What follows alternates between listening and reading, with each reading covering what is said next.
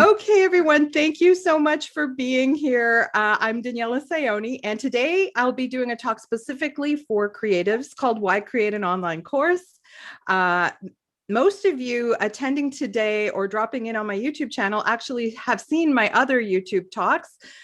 This is the end of just over a year in business for me as a first-time online entrepreneur. And the last time I did a full-on talk like this, I did one on Valentine's Day called the least likely entrepreneur. And a year ago, I did my initial one, how I earn 10K a month, working 12 hours a week. So things have changed a little bit and I've learned a lot. So I wanted to share everything I've learned and everything I've gone through. And I am going to make an offer at the end, which I always do. And then we'll do about 15 minutes of live Q&A for anyone who has any questions at all about online entrepreneurship. I really do focus my talks on creatives because I firmly believe that we have superpowers in this industry, that we have a lot to offer and that we can benefit the most from it in a way. And I'll explain how my life has changed in the past year by creating an online, for me, it's an online course business.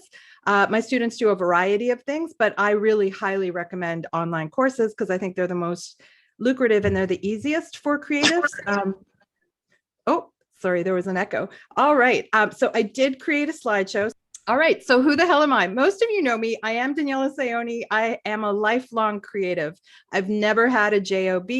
I've always been some kind of creative, a writer, sometimes an actor, former stand-up comic, and a 30-year veteran of film production as a film technician, mostly as a script supervisor. So that means I'm just a regular person, probably like you, who has worked in the arts all her life, going from gig to gig. And I began my online business as a course creator in April of 2020 out of pure necessity during COVID lockdowns.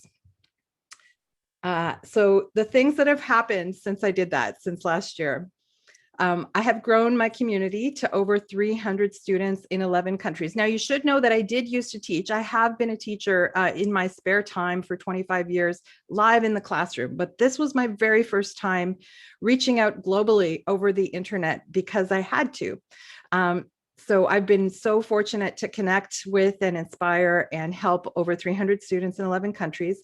I've maintained or exceeded 10K a month in Samcart course sales.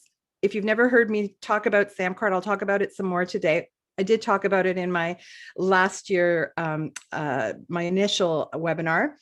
I've won multiple screenwriting awards and gained recognition as an expert.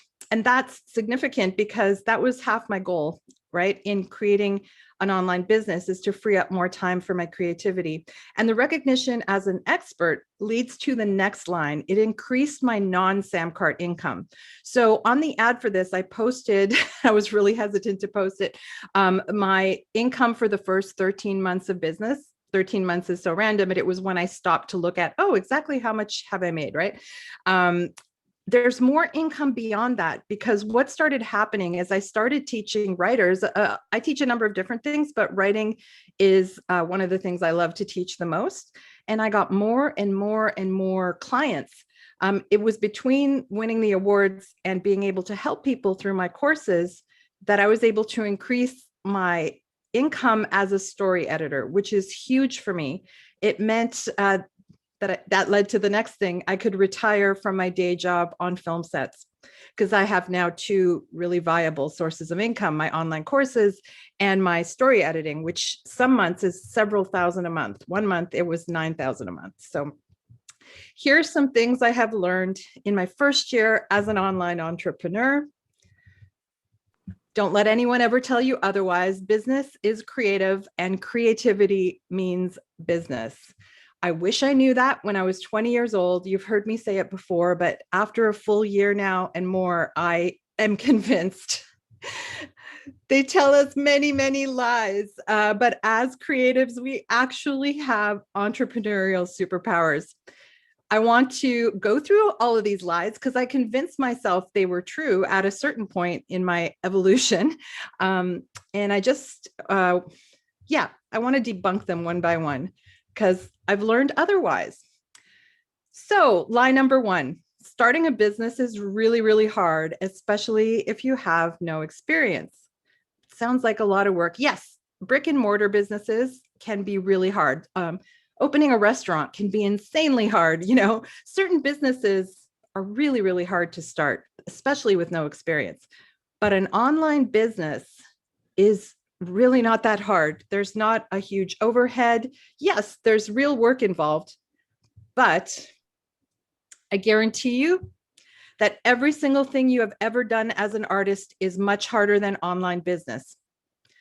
Everything we do in the arts, from creating original ideas just to trying to get grant money or trying to bring an audience to our shows or auditioning for an acting role, those things are 20 times harder than starting an online business. I wish I had known that earlier in my life, but I'm glad I know it now. Line number 2, creatives are not cut out for business at all. I convinced myself of that for so many years because, there's a clear divide when you're in university. There's the business students, there's the art, students. I was going to say something else. We're in separate cliques, but we're not unlike each other because success in business requires out-of-the-box thinking, constant adaptation, audience engagement, and problem-solving ability. Does that sound familiar? We do that all the time if we're performers or if we're writers or if we're just trying to find our audience. If we are artists of any kind trying to get our work to the public, these are all things we do on a daily basis. So we have always had a huge similarity with business people. Line number 3, creative pursuits are hobbies with little to no financial value. This was a lie brought on by my parents. I don't know if some of you have no doubt very supportive parents. My parents are Italian immigrants or were. My dad is no longer with us, but they really did not value the arts at all. And they really pushed me hard to pursue something more practical. I never quite did, although film production, I guess, was the most practical because it was a very high paycheck.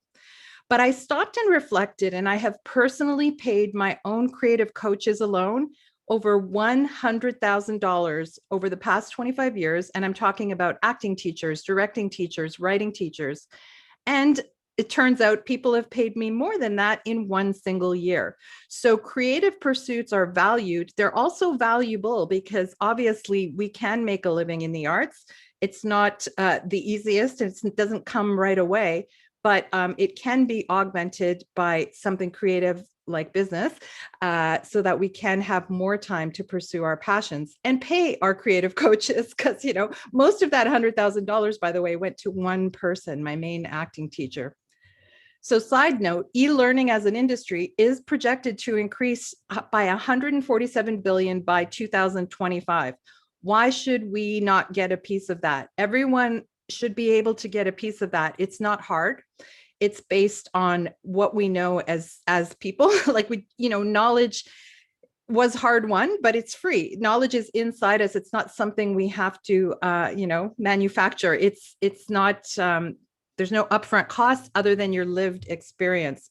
And I firmly believe that we all have something that we can use from our own lives to help other people in their lives. Line number 4, you need an MBA to succeed in business. I see people spend, 80 grand a year on their MBA or and to spend that actual time thinking it's going to lead them to business success. It is no guarantee at all. Also, once you train in your MBA, things in business change constantly, right? So you always have to keep on top of trends. So it's almost like, by the way, I have a number of people in my coaching program for creatives starting online businesses. My program is called Coffee Break MBA because it's super casual. It can be done in coffee break increments. There are multiple people in my program with actual MBAs and marketing degrees. Now, that's not because they're unsuccessful. It's because they know that you need to constantly diversify your training and really, my course is kind of a mastermind. We have group coaching every week. So they see the value in it despite their MBA. And a lot of people, of course, don't have MBAs, and some of the people have marketing degrees. It's a whole mix, but you do not need. One of my most successful students, he's an actor, so no MBA. Lie number 5, you need to be an expert to teach something. This is an interesting one. It stops a lot of people from starting. The truth is, if everyone needed to be an expert to teach something, we'd have a lot fewer teachers in the world, a lot. While it never hurts to be an expert, and some of you are experts in something, I mean, we're all experts in one thing, I think, at least, right? In our own lives. But it never hurts to be an expert. The fact is, you simply need to have achieved a transformation that your audience desires. And you can guide them, as long as you can guide them on how to achieve it, that's all you need to teach a successful online course. People pay for transformation. So you have to present something, and then you have to find the people that want the transformation you're offering. It's really as simple as that. Lie number 6, those who can't do, teach. This is a phrase that has haunted me as a teacher for 25 years. I do a lot and I teach a lot. And it's also hilarious to me because that is actually the opposite of, oh, you can only be an expert to teach. And the opposite idea, an equal lie. It makes me laugh. I actually became seen as an expert in writing because I can teach certain concepts in a way that helps people get results. In fact, that's how I became seen as an expert in script supervision, which is something I was an expert in the 90s. I started training script supervisors in 1994. And in 1997, my career took off as a script supervisor. So people pay attention to people who know stuff and can communicate their ideas. Lie number 7, and I hear this one all the time now, Facebook ads don't work anymore, so online business is out of reach for the average person now. Now, the first part of that is not a lie. Facebook ads don't work anymore as well as they used to. They still work, just not as well as they used to. And Facebook ads used to be the way that the average person could easily achieve success. Since the iOS 14 upgrade, Facebook ads are 80% less effective for me in my online businesses. That's a fact. So that part is true, at least for me. Some people don't have as much of a difference in their business. But my online course income has not been affected in any way by that. I just had to pivot to different strategies to find my people. This is going to be true of business no matter what you do. You're constantly going to have to pivot because the world changes, the industries change, the technology changes. So yes, the strategy for finding your audience has changed a bit since my first webinar in August of last year when I was in business for 4 months at that point. And it will always keep changing because that's the way the world works. We didn't know there was going to be a pandemic, right? If you saw my my first webinar last year, my strategy was Samcart, which we'll talk about, Facebook groups plus Facebook ads plus Zoom. This year, I adapted my strategy. It's Samcart plus Facebook groups plus YouTube. So I'm not really spending any money at all on ads, right? And optionally, Thinkific. Thinkific is a place to host your courses. What Samcart announced last month is you can host unlimited courses on their platform for the same price you pay for Samcart, which is my sales page software. Platform, I should say. It's not software, it's a platform. So Thinkific is now optional. You optionally do not need a course hosting software. I still leave it on there because I still haven't tested out the Samcart courses feature, and I want to ensure that I can transfer all my courses over, but it's looking really like I can. So if I can, what this means is a lot less money. Samcart's fees have not gone up. They're the same, right? And so that fee still stays the same. Facebook groups are free. You don't have to utilize Facebook groups. I utilize them for community and for my course. I talked about it last year about, hosting the social aspect of your course in private Facebook groups. Facebook ads was my paid way to find traffic to my Samcart page. But ultimately, warm audiences, and that's people who know you, like you, and trust you. Warm audiences do not come from Facebook ads. Those are called cold audiences. Warm audience usually find you when they see you do a free talk or on places like YouTube. So now I've replaced Facebook ads with a YouTube strategy where I produce regular content. Now, some people monetize YouTube. So eventually YouTube pays you. So you can actually earn an income from YouTube. I think I'm about a year away from that, but I'm learning how to do it as another strategy. So eventually, the reason YouTube pays you is they start putting ads on your channel and you get income from that.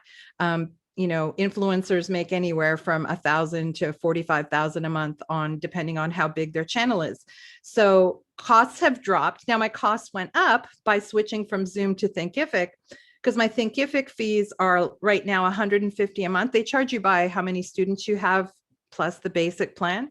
So if I can eventually transfer that all to Samcart, that's going to be so my hard costs are actually going down to run a business online, is what I'm trying to say.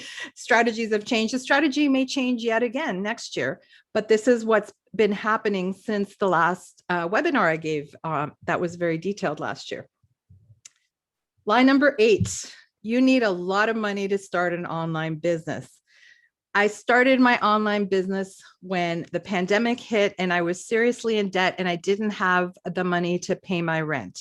So you can imagine I didn't have a lot of money to start an online business, but it's what I had to do. So I've just broken down some of the costs. Let's go into more detail about Samcart. So Samcart is so first of all, I don't have a website. I've never had a website. A lot of people spend a lot of money creating a website and using that as the way to bring people to their page. Now, there's nothing wrong with having a website. I didn't have the time, I didn't have the money, and I did not have the tech savvy to build a website. So what Samcart does is they essentially give you a separate website for as many products as you want. I currently have 16 products. They're not all in use. Some of them are consulting products. Some of them are courses I haven't launched yet. But basically, anytime I get an idea for a new course or a new product of some kind, I just go to my Samcart platform and I build the sales page, which has a payment processor at the bottom. So Samcart lets you collect money from almost every country in the world through Stripe, PayPal, Google Pay, and Apple Wallet. So it's really flexible, and they do not charge extra fees on top of what Stripe and PayPal and those other platforms charge. So you pay a fee for Samcart. So the regular cost for their launch plan, which is their lowest price plan, which is the one I started on, I upgraded willingly to Grow, which is like their $950 US a year plan, because launch paid for itself within like 3 weeks for me. So like it was more, I was like, oh, why don't I go with the next bells and whistles? But to be honest, I really still mostly only use the features that are in their launch plan, because I have a very, very basic set, very basic sales pages. I'm not design savvy. I'll be sending you guys a summary. I'll probably send you the slides, but I'll send you links to my pages so you can see for yourself how simple my pages are. So the regular cost is $470 US a year with their launch plan. Now, my link is on here. That's my affiliate link. When I go to that page, it still says $349 US, which is what I paid on a very special deal. And they relaunched that special deal when they launched Samcart courses last month. So I actually don't know if they'll charge you $470 or $349 US. Either way, more than worth it if you don't need to spend $150 a month on Thinkific, and if you don't need to spend any money on additional fees. Other websites like Shopify and Wix do charge additional fees, like for every sale you make. So you can probably see the math. It's like more than worth it. It's my main tool, and it really works for me. I became an affiliate. I am an affiliate for nobody except Samcart. That's how much I fell in love with them. I told them they had me at hello. I found them in February of 2020 before the pandemic hit. And it just made so much sense to me. I was like, oh my God, I don't have to hire anybody to create a website. I don't have to figure out how to collect money. So it was my main tool and I will sing their praises till the end of the earth. Coffee Break MBA. Now, some people do feel that but you don't need a coaching program to do this. You can easily do this on your own. I sure did. I did a lot of research on the internet. I did take some expensive courses with Marie Forleo, and that was a $3,000 course, and with Amy Porterfield, another $3,000 course. So I did take some pretty expensive courses, but you don't actually have to. a lot of what I learned there, I mostly didn't use. It was way too much information for me. The basics of online course creation and online business in general and marketing is what I do in my Coffee Break MBA program. So there's a course, it's so far 12 modules. I'm getting it up to 30 because I put out modules sort of as the year goes along, and every single week. It's also coaching and community. We've got 55 artists in 4 countries right now in the program. And we're all artists of different stripes. Some of you are here. It's for some of them, it's about the education, it's about the training, but for a lot of them, it's about the accountability and having to meet up every week and talk about what we've achieved and how we've gotten closer to our business goals, et cetera. So I call it course coaching and community for $197 US a year, plus HST for Canadians, because the law, but that I came up with that number as the price of buying me a cup of coffee a week. That was my initial, and I did used to charge by the month, but there's so much content up there now that I have to charge by the year. And it's still a fraction of whatever other coaching is out on the market. That's the link to Coffee Break MBA. Some people meet me online and say, hey, I just want to join Coffee Break MBA. Some people just join Samcart and some people just do it all on their own. I'm giving you the information. I want to tell you that my most successful student so far, he did it by the book. He followed the exact thing I said in my webinar in August. He got the grow plan on Coffee Break MBA and on Samcart, and he got the Coffee Break MBA program. And by November, so he joined at the end of August, by November, we didn't hear from him again because his course was so successful. So I also have an additional offer so that if you feel like you would like ongoing coaching and accountability and community, and let's say you were to join both Samcart and Coffee Break MBA, I offer people a $47 US rebate. So that just to take the price down to acknowledge that you heard it from me and you're trying both things. So yeah, it's basically, I'm giving you a chunk back of my affiliate commission because I really, really believe, and that's after the 30-day, like Samcart has a 30-day money back guarantee, so you can try their product. And I also do as well. So that's the rundown of everything I've learned. Oh, that was only half an hour. That's great. I'm happy to tell you a lot more about the details. If no one has questions, I can still tell you a lot more, but does anyone have questions so far? Oh, yes, I see there's some in the chat. Okay, hold on. Itzel, what about Instagram ads? Were they useful? So Facebook owns Instagram. So when you take out ads on Facebook, you're also taking out ads on Instagram. In fact, you can check if you only want to do, like there's 16 different ways your ads appear in feeds, and some are on Instagram and some are on Facebook. So as you're setting up your ads on Facebook, which by the way, I still use Facebook ads, even though they're less effective, I still use them because they're somewhat effective for a small, tiny sliver of the market, right? And that's fine. It's just not it's not as effective as free things I do, like giving talks at events or giving talks on YouTube. So Instagram and Facebook are the same. So Instagram ads, the difference is the way that you set up your ad, it will be shorter on Instagram. I can't remember the length. I think Instagram ads can be up to 1 minute, whereas on Facebook, they can be, it's suggested that they're no longer than 1 minute and Facebook no longer than 2 minutes, right? In terms of your actual, if you run a video as opposed to a stills ad, things appeal differently to Instagram users than they do to Facebook, of course, they're younger users. So I found a lot of people, I'm not really active on Instagram. I thought most of my audience would be on Facebook, but it turns out I get a huge number of follows every time I post an ad. Most of my follows are on Instagram. So placing a Facebook ad / Instagram ad still has value in terms of getting your brand out, getting your name out, getting your courses out in front of public eyes. Because obviously in marketing, what's the statistic? They need to see your name or brand or product at least 7 times before they will actually start to trust it as a legitimate entity, So if Facebook has value for that, whether or not it's actually converting to sales, I'm still fine with, I'm just spending a lot less money than I used to on them. Yeah. And I was self-taught on Facebook ads. I mean, this is the thing. Samcart not only is the platform, and now they have, did I mention this? They have Samcart courses, right? Yes. So Samcart courses is also so now you can host all your courses that they train you on in marketing. So they have a complete Facebook Ads Academy as one of the courses they give you for free when you learn on Samcart. Samcart was founded by two brothers in Baltimore, Maryland, who were just marketing geeks like me. I became a bit of a marketing geek before all this happened, before the pandemic happened, and my transformation to an entrepreneur that led me to quit my job. The same thing happened for them. It wasn't a pandemic, but they were marketing geeks who were like students, just figuring out how to sell things online.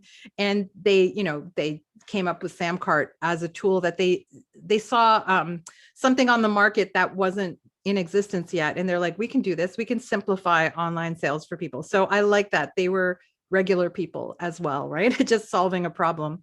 Any idea you have that solves a problem for someone for an audience that you love to serve, is going to lead you to your best business ideas. I have like several modules, of course, but in my early modules in Coffee Break MBA, we sort of tap into what kind of products can we offer as online courses. What I didn't say, by the way, is that online courses, they obviously don't require a lot of overhead. Like the information is here. It's an investment in time at the beginning. The investment in time was a fraction of the time that I spent making films on set, a fraction, right? As Itzel and some of the people here know, we work on set for 12 to 16 hours a day. So I was doing 12 hours a week when I was starting my online business. And that's a fact. And it felt so easy. One of the points I was going to put on how things have changed for me in a year is I've regained my health. I haven't fully regained it yet, but I think I'm literally 80% better than I was when I was working over 70 hours a week on film sets before the pandemic. So I trust that within a few months, even like I'm going to be fully regaining my health and obviously my lifestyle, right? Because I have more time to write. When I mentioned that I had won all those awards last year, I actually had time to write. I actually had time to rewrite. And because I was so focused on teaching my students and teaching them how to write, it helped clarify my own thinking about my own process and how I was going to improve my own scripts. So it all feeds each other. Don't let anyone ever tell you as an artist that you don't have. I look good. My hair is crazy, Liz. My hair is insane. Tomorrow's going to be the very first time I get my, at post-COVID haircut. So I should have done this webinar later, but I couldn't wait. I was like, I have to like reflect on the year that has passed before, I'm going on my first trip next week too, since lockdown began. So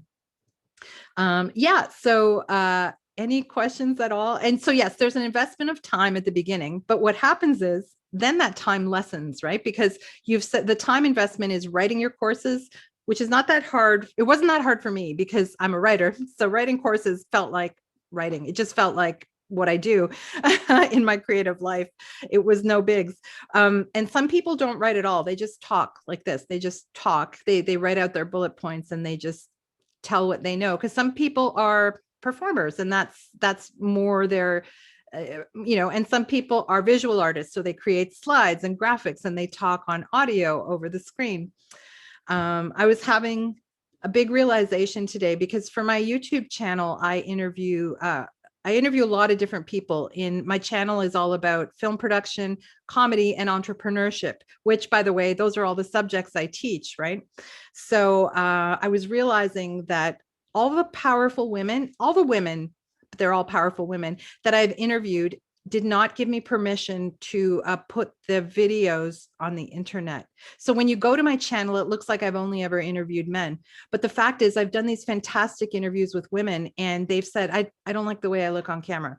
That's why I was like, you know what, even though my hair looks like crap, I'm not feeling my greatest. I'm a little bit tired. I'm just going to go online as I am, because I think it's important that we get rid of these limitations because, these are really strong women who are talking about things that other women and men need to hear about their lived experiences.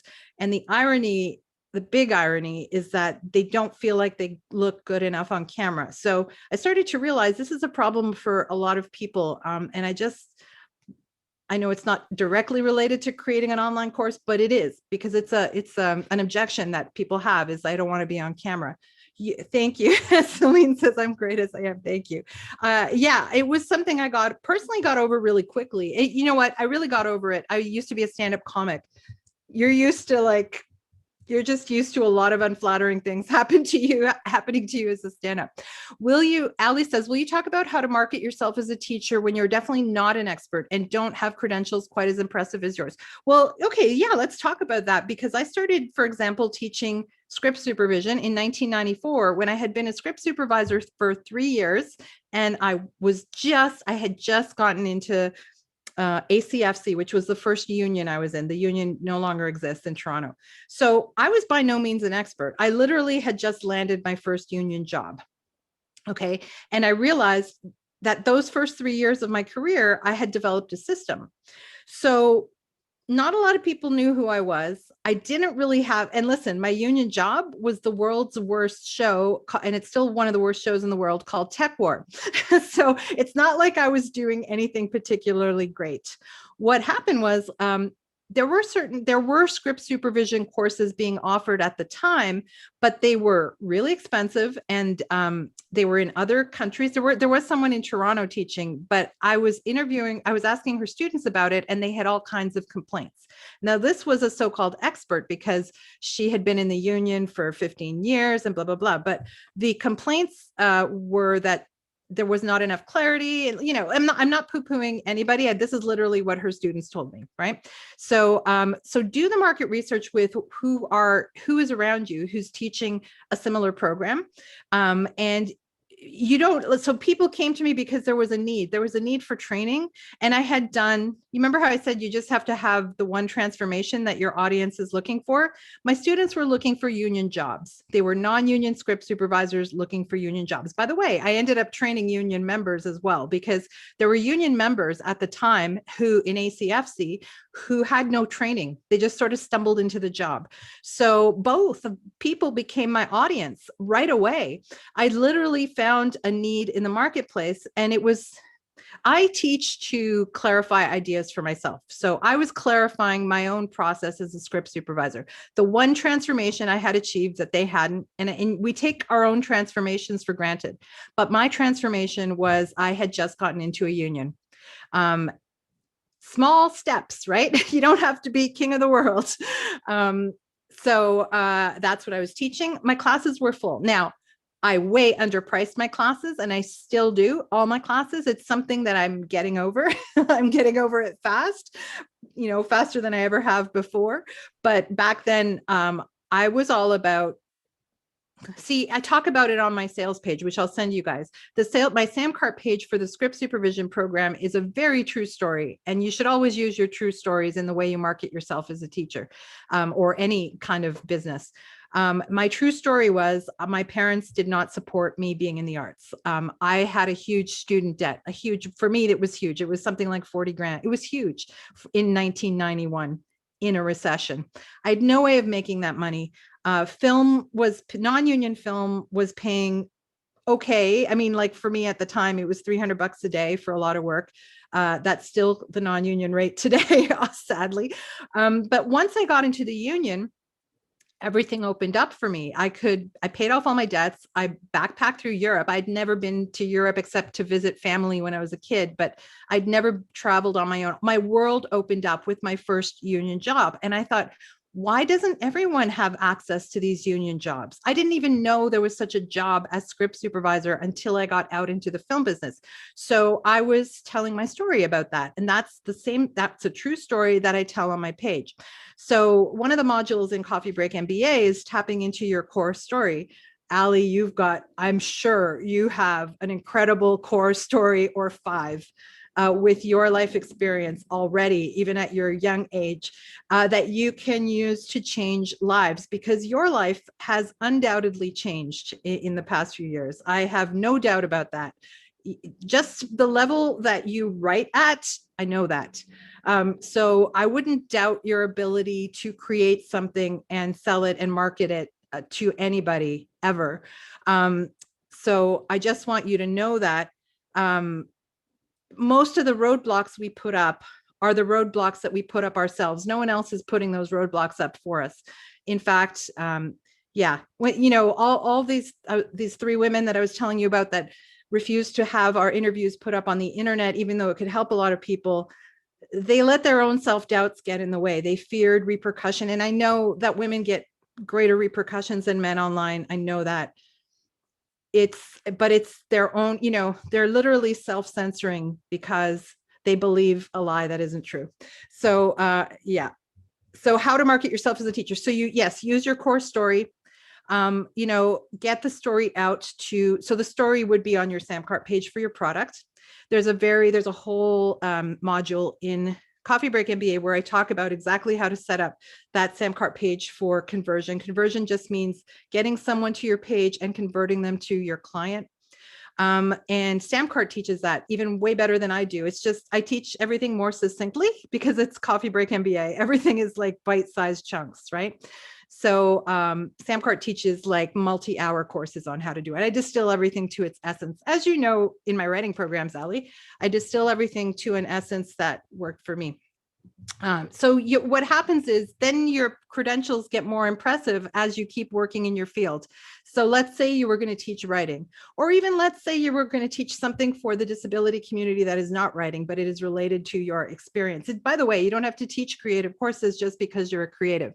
I'm just trying to get the point across that creatives have the superpowers to take what they know about anything and present them clearly, because we have communication abilities, we have entertainment abilities, we have knowing how to be real abilities, which is, you know, actors, we spend a lot of our time learning how to be real and in the moment. Itself says, this is a really powerful message you're sending. This is true. Well, it's my lived experience, right? I'm just sharing my lived experience. There's a half dozen or so. So Ali, you have a half dozen or so course ideas. Yes, yes, exactly. And we all do. We all do. And a lot of the people inside Coffee Break MBA are my age. I'm in my 50s. So a lot of them are 30s, 40s, 50s, and older, actually, because we're at the age where we need to find a way to not burn ourselves out in day jobs, right? We're at the age where we want to retire, but we want to retire and still be able to enjoy a lifestyle.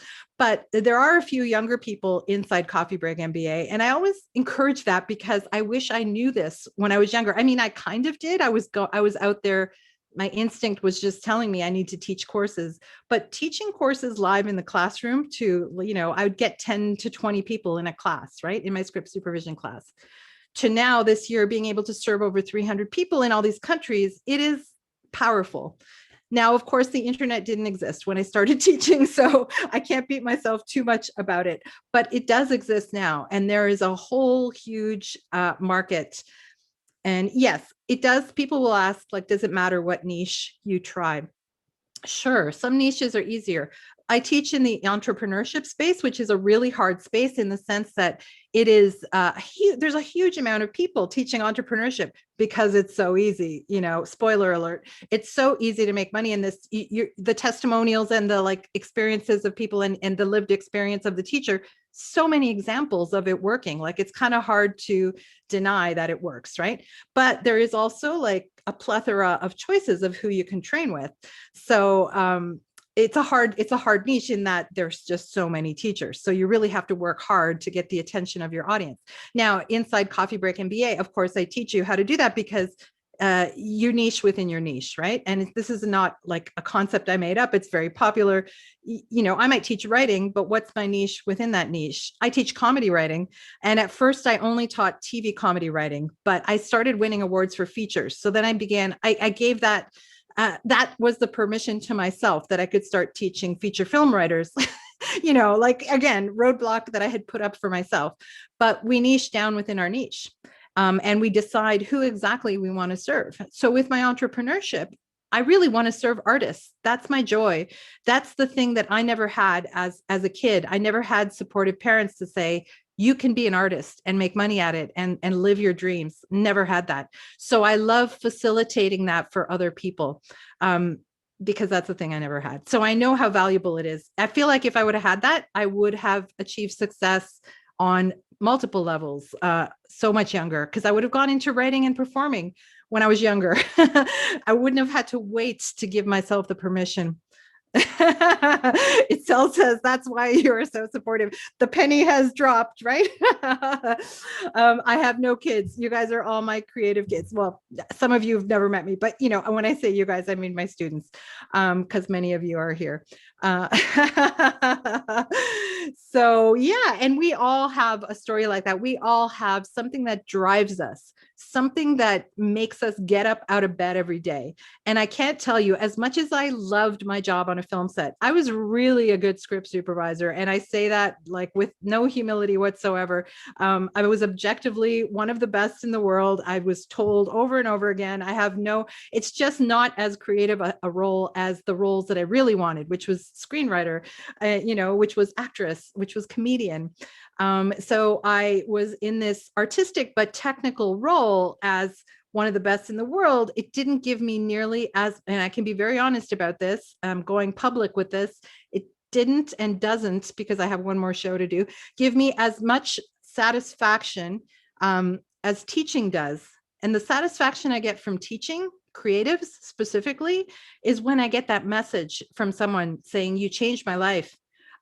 You made writing easier for me, or you gave me a 6-figure career, so now I can pursue my love of acting. Or and these are real messages I get all the time. Like every day I get a message like this from somewhere in the world, and I'm tearing up because it is like, why didn't I figure this out before?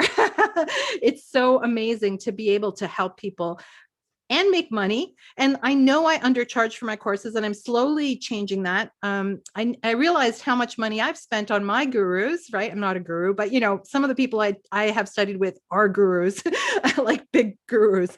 I've been more than happy to plop down tens of thousands of dollars to them. So not saying my courses will go up that high, but they're going to go up because I'm starting to understand the value in what I do. And that's part of the journey of entrepreneurship as well. As women, we have complicated relationships with money, at least women of my generation. It was like a big choice for me to actually post my income on the ad for this webinar. Because I've had friends who've earned over 6 figures and posted about it on social media, been lambasted by other women for doing that. And so, yeah, I was like, okay, I'm prepared for the tomatoes to be thrown at me. Just like when I did the first webinar and said, hey, I'm making 10,000 a month at home. I didn't actually receive a lot of lambasting, which was good news, but maybe because I'm reaching my actual people, my audience, right? Itself says you have such a gift in the way you mentor, definitely an amazing teacher. And by the way, you don't have to be an amazing teacher to be a great online teacher. You have to be clear in the way that you present the transformation. You want to have a clear goal for your audience, whether it's a creative goal or not. It could be as simple as, I'm going to use Jackie's, well, maybe I won't. That's her private idea that she hasn't launched yet. But you can take a simple idea that's not related to the arts and come up with a transformation. I don't know how to get into the police academy when you're, I'm just picking something because I had a boss who could not get into the police academy and it ruined his whole life when he was 18 years old. So if you had a course that could guarantee or at least really, you had proven results that you could help people get into the police academy at 18 with no physical, that guy would have bought the course, right? So you think about who you want to serve, who your audience is, a transformation that has happened to you.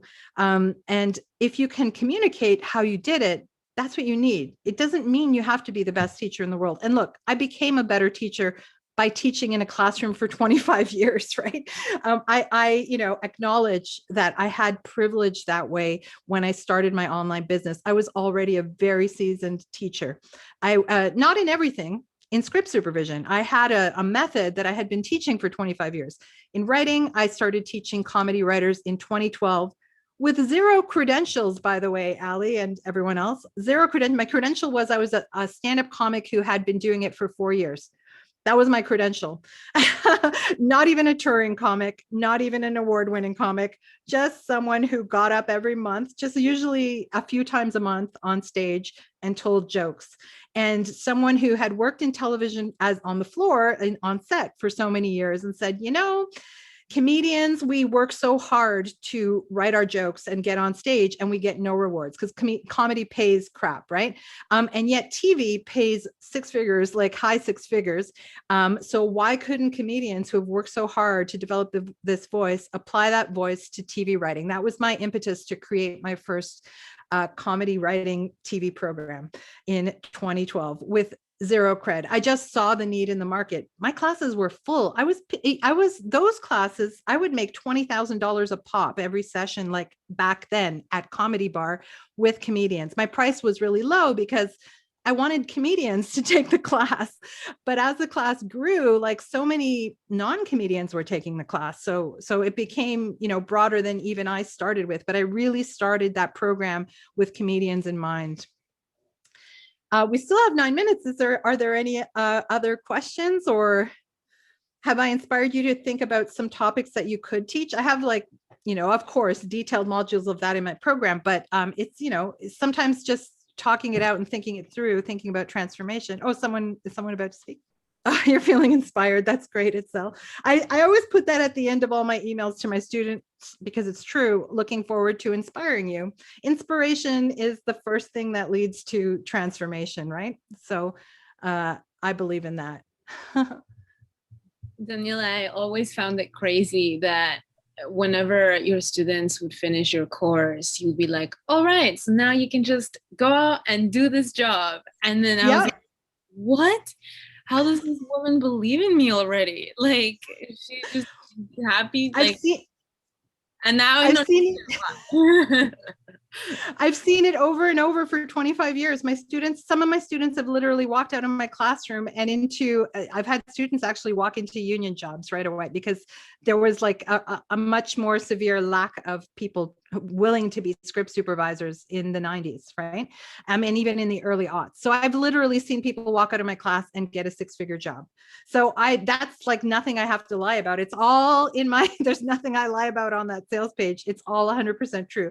And I have the testimonials, by the way. So whatever transformation you have achieved, if you can get testimonials from other people you've helped, and a lot of you are not going to have, you're just going to have your own transformation at first, right? You're going to say like, okay, I did this. Whatever it is, like pick anything. Is it something in sports? Is it something in family? Did you lose weight? Did you improve your health? Did you, make someone laugh? There's so many things in life that are important to different people for different reasons that you've done, right?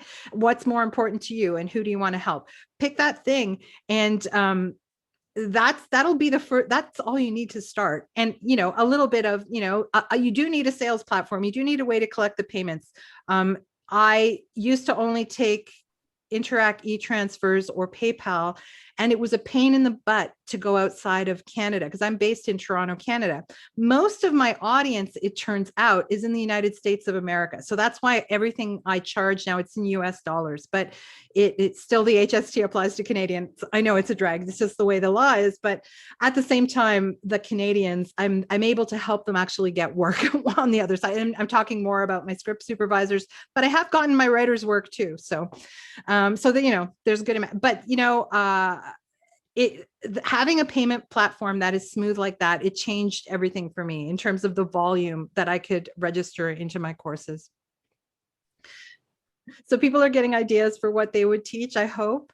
And simple tools like Samcart. There are other things on the market that I had heard about before Samcart, and they scared me. So when I say they scared me, so there's a tool called Kajabi that I actually paid for a year and didn't touch. Kajabi is another, like, I think it was paying $199 a month, and it has everything that Samcart does, and it also hosts courses, but it's so complicated that I didn't touch it. So I spent, $2,000 on something I didn't touch for a year. There's another thing called ClickFunnels, which is you know it as an audience. And if you saw my other talk, it's the thing like this one guy, Russell Brunson, owns it. I don't, he's rich enough. He doesn't need my cash, but it's an aggressive sales tool. So I was so happy to find Samcart. So I sing its praises. I think it makes the most sense for regular people starting businesses. And by the way, regular people become, internet millionaires very easily. Think about it. If you can create a course that is 997 US, I love the 97 pricing model. Not everybody does. 1,000 times 1,000 is 1,000,000. So you only have to sell 1,000 courses, and only I sold 300 this year. Okay, I know my courses were cheaper, but the word is spreading about the value of how I teach and what I teach, right? So I can build on that momentum to take my course prices up to, and do you think I can achieve $1 million within the next couple of years? I think it's an extremely doable goal. And I'm not the only one who thinks that. As I watch more and more people give talks on how they became internet millionaires, almost all of them, it's within 4 years. So 3 to 4 years. And I'm not saying we're all going to become internet millionaires, but it's incredibly in the realm of possibility. Why is that important? Money is not necessarily, my highest thing I aspire to at all. I would have lived a very different life if that was the case. But a home in Toronto costs an average of $1.3 million, which is not what I have right now. But one day I would like a house and not to worry about that. Some people have different goals and that they could use $1 million for. So I don't think it's a horrible goal at all to go for, especially if along the way you're getting job satisfaction because you're helping people and you have enough time left in your day to take walks and to rest. Things that the film industry didn't give me, even though I teach script supervisors with joy, and I encourage young people and older people with energy. I just didn't have the energy anymore. By the way, I'm not ageist in that. I've taught plenty of people much older than me how to do the job. They have the energy and the desire for it. I no longer did, but I still love the job and understand how to do it well. So I'm more than happy to teach it. There's the one thing that I feel nervous about when it comes to sharing something and then teaching it in this form is feeling not confident about, am I the right person to teach this? Or do I have enough experience to put it out there in the world, even though you confidently feel like I have grown from what I know, but that is something that I need to tackle for sure. Yes. And that's not uncommon. That's very common. And listen, I think I told you this, Itzel, when I was in my 20s, up until maybe when I was 26, I was extremely shy. I was so like, my head would be down. It was hard for me to make eye contact. I would not speak. It took me, I had started teaching before I changed that about myself. And I think teaching helped me do it. Actually, I was so, driven to get the information across because I had a higher purpose to help people get into the film business and get good paying jobs. The higher purpose will lead you there. And that's why I was so disappointed, to find that the women I interview are like, they hadn't realized there's a higher purpose in appearing on the internet with crappy COVID hair because the message is much more important than how we look.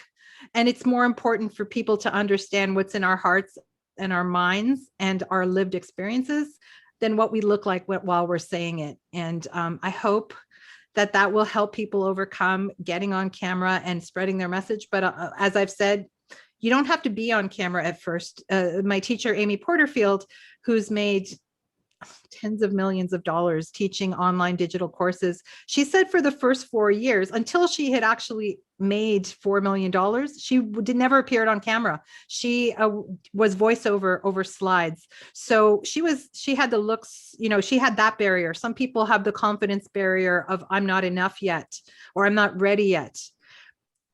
You can't really start until you start, meaning you may never feel ready. Right? I'm always improving and updating my courses. So the course you took this year and last year, it's going to change again next year. So that actually makes me happy to know, because I was thinking, wow, like once you put it out in the universe, out in the world, then it's there, like it's the internet, right? It's kind of scary. But knowing that you have the ability to change it as it evolves with time, I think that's pretty promising. Well, I feel like you need to, I would never say to a course creator, okay, you put in the time, you put in the initial work, and now you're done forever. No, not true. I re-record my courses. Like I'm re-recording all my courses, even within the year.